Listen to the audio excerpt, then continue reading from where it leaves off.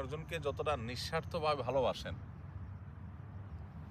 মানুষ হিসাবে টুকটাক একসাথে থাকতে গেলে ঝামেলা হয়, কিন্তু আপনার সাথে আপনার ওয়াইফের যে পরিমাণ হয় আপনার মা বাপের মধ্যে এতটা হয় নাই। এটা হলো বাস্তবতা। তাহলে কি দাঁড়াইলো? যে টাকা পয়সার জন্য এত কিছু করছি আমরা, হালাল হারাম বাজ বিচারও করছি না অনেকে, সে টাকা পয়সা আসলে কামাই করছি কেন? নিজের জন্য না, ফ্যামিলির সুখের জন্য। আর ফ্যামিলির সুখটা আলটিমেটলি টাকা পয়সা কামাই করার পরও হচ্ছে না। এটা হলো ফ্যাক্ট, এটা হলো বাস্তবতা। তাহলে কি করতে হবে?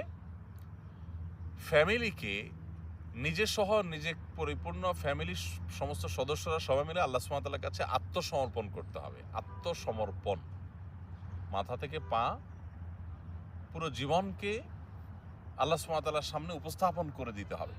ইন্না সলাতি ওয়া নুসুকি ওয়া মাহইয়ায়া ওয়া মামাতি লিল্লাহি রাব্বিল আলামিন। আমার সালাত, আমার কোরবানি, আমার জীবন